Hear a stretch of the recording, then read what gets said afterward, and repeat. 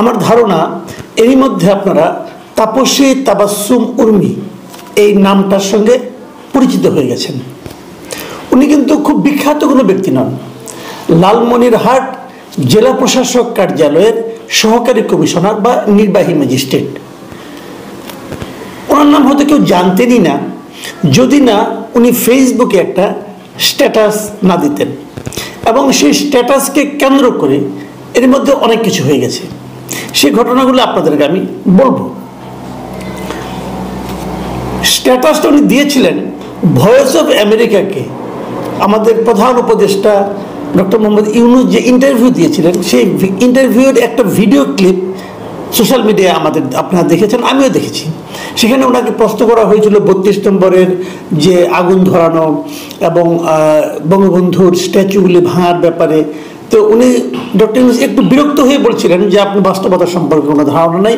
এরই মধ্যে রিসেট বাটনে টিপে দেওয়া হয়েছে, মানে অতীত সব ভুলে যান, নতুন করে ভাবতে হবে। ঠিক এই প্রসঙ্গেই এই উর্মি একটা স্ট্যাটাস দিয়েছেন। উনি উর্মি কি লিখেছেন স্ট্যাটাসে, আমি ওই স্ট্যাটাসটা একটু পড়ে শোনাই। উনি বলেছেন যে সাংবিধানিক ভিত্তিহীন অন্তর্বর্তীকালীন সরকারের প্রধান উপদেষ্টা বলেছেন রিসেট বাটনে পুশ করা হয়েছে, অতীত মুছে গেছে। রিসেট বাটনে ক্লিক করে দেশের সব অতীত ইতিহাস মুছে ফেলেছেন তিনি। এতই সহজ? কাউন্টডাউন শুরু হয়ে গেছে আপনার মহাশয়। এই হলো উর্মির স্ট্যাটাস। মানে উর্মি বলতে যাচ্ছে রিসেট বাটনে পুশ করে দেশের সব অতীত ইতিহাস মুছে ফেলা যায় না। এটা নিয়ে বিতর্ক হতে পারে, আপনিও বিতর্ক করতে পারেন, আমিও আলোচনা করতে পারি, কিন্তু সেই আলোচনায় কিন্তু আজকে আমি যাব না। ওই আলোচনাটা একটা বড় আলোচনা, আমি আগামীর জন্য তুলে রাখলাম। আমি সময় সুযোগ মতো বলবো, কারণ একটু ডিটেল বলতে হবে। আমি এখন যে বিষয়টা বলতে চাচ্ছি তার আফটার ইফেক্ট কি হলো।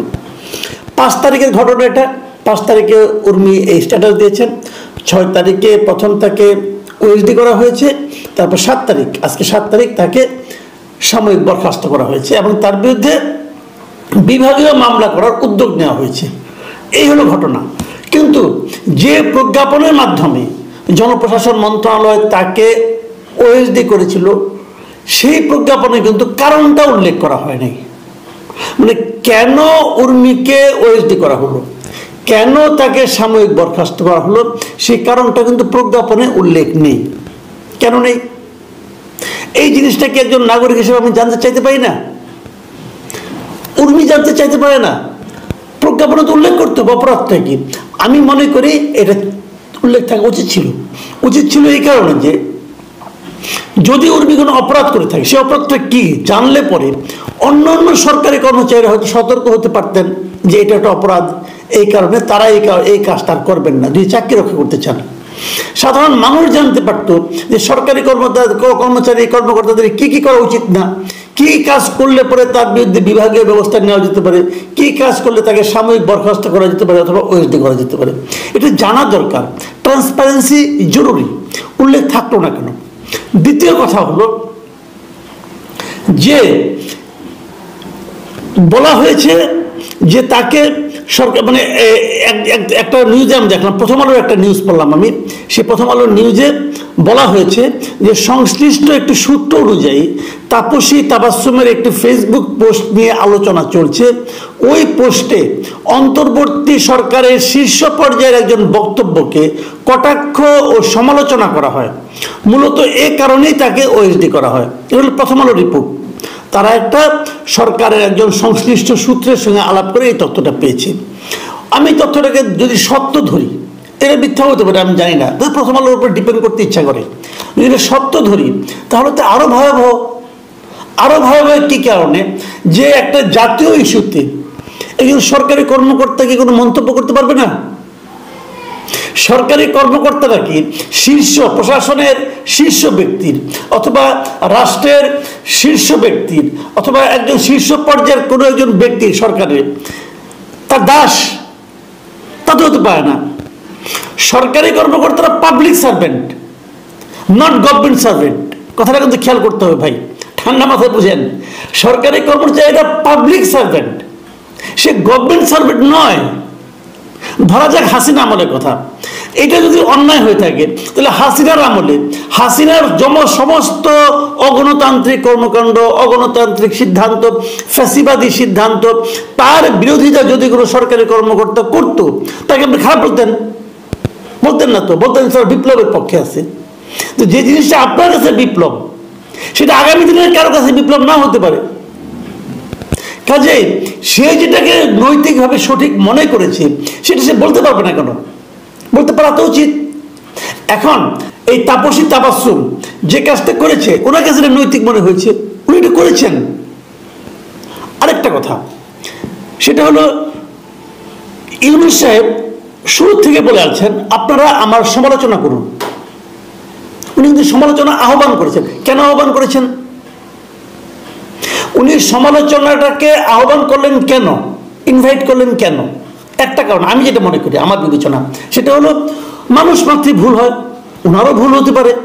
উনি হয়তো চেয়েছেন যে ওনার যদি কেউ সমালোচনা করে তাহলে উনি বুঝতে পারবেন যে ওনার ভুলটা কোথায় হচ্ছে, উনি ওনার ভুলটা শুধরে নেবেন। এটা তো হতেই পারে।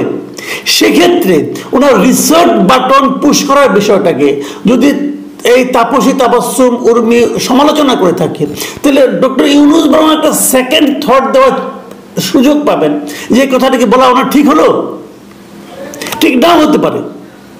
যেমন ধরেন ডক্টর ইউনূসের একটা কথা আমি খুবই বিরোধিতা করেছি, যেমন উনি এই আমেরিকায় যে বলেছিলেন পুরো আন্দোলনটা নাকি ছিল প্রি প্ল্যান্ড। উনি বলেছেন আমি এটা পছন্দ করিনি। আমার ধারণা উনিও পছন্দ করেননি, উনিও পরে বুঝতে পেরেছেন এটা বলার জন্য বলে ফেলেছেন, ঠিক হয় নাই।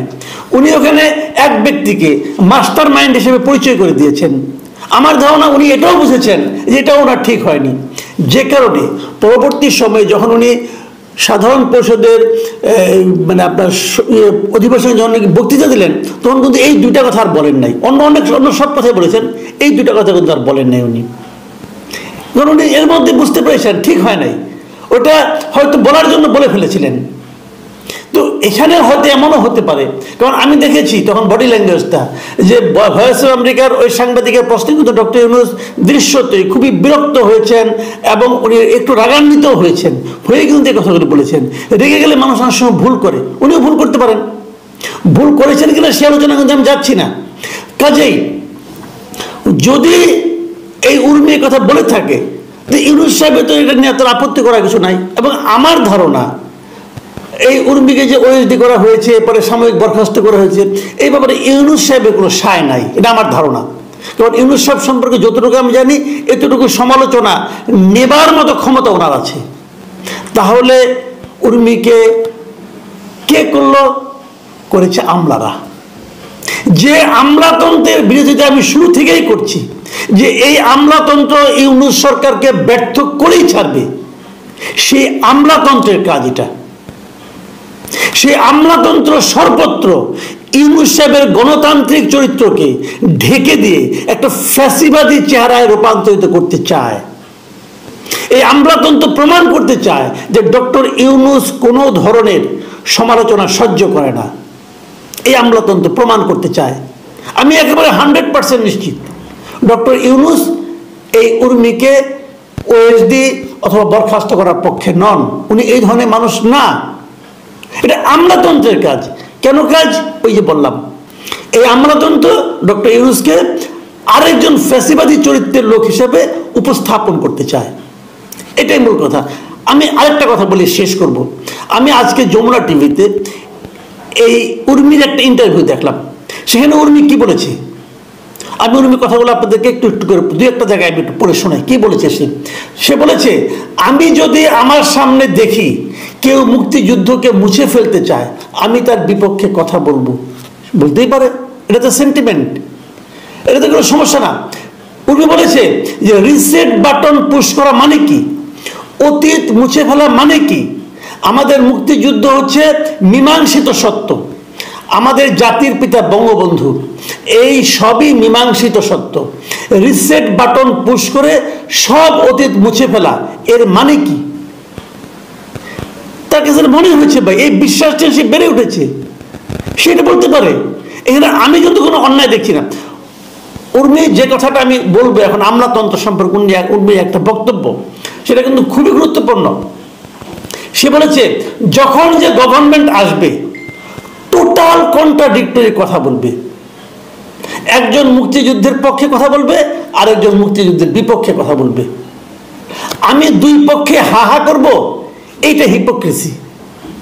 দুইটা কন্ট্রাডিক্টরি মতের দুইটাতে একমত পোষণ করা, এটাই হচ্ছে হিপোক্রেসি। আমি উর্মির কথাকে এই বাক্যটাকে সমর্থন করি।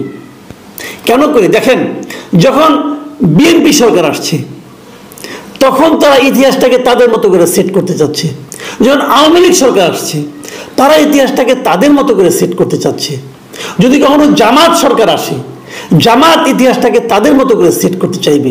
জামাত কিন্তু বলবে না এটা মুক্তিযুদ্ধ হয়েছে, জামাত বলবে এটা বিচ্ছিন্নতাবাদী আন্দোলন হয়েছিল। কারণ জামাত তো ওই সময় সিদ্ধান্ত নিয়ে মুক্তিযুদ্ধের বিরোধিতা করেছিল। জামাতের কেউ কি মুক্তিযুদ্ধ করেছিল? জামাতের কেউ কি মুক্তিযুদ্ধ চেয়েছিল? তারা জামাতের কেউ কি বাংলাদেশ চেয়েছিল? চায়নি। তো জামাত যদি তাদের রাজনীতির প্রতি অনুগত থাকে, রাজনীতির প্রতি বিশ্বস্ত হয়, তাহলে তারা মুক্তিযুদ্ধকে মানবে না। তো জামাত যদি কখনো ক্ষমতায় আসে তাহলে তো এটাই বলবে এটা মুক্তিযুদ্ধই ছিল না। তো এখন এই যে ইতিহাসটাকে যার যার মতো করে সেট করে একটা গভর্নমেন্ট আসলো, সেট করলো, তাহলে আমরা কি এই প্রত্যেকটা মতের সঙ্গে যখন হা হা করবে yes yes sir yes sir, সেটা কি হিপোক্রেসি নয়? সেটাই তো হিপোক্রেসি। তাহলে প্রশ্ন উঠতে পারে যে তাহলে আমরা কি করবে? এই প্রশ্ন নিয়েই কিন্তু বড় আলোচনা হবে। এটাই হলো গিয়ে যে আমলাতন্ত্রকে, যে আমলাতন্ত্রের সংস্কার যে করতে চাচ্ছে যে জিনিসটা, সেই সংস্কারটাই এমনভাবে করতে হবে যে আমলাতন্ত্র কোনো সরকারের কথাতে হা হা করবে না। আমলাতন্ত্র আমলাতন্ত্রের মতো করবে, চলবে। আমলাতন্ত্র রাজনৈতিক মতাদর্শ দ্বারা পরিচালিত হবে না। এই জায়গাটা মূল সেটা আসবে।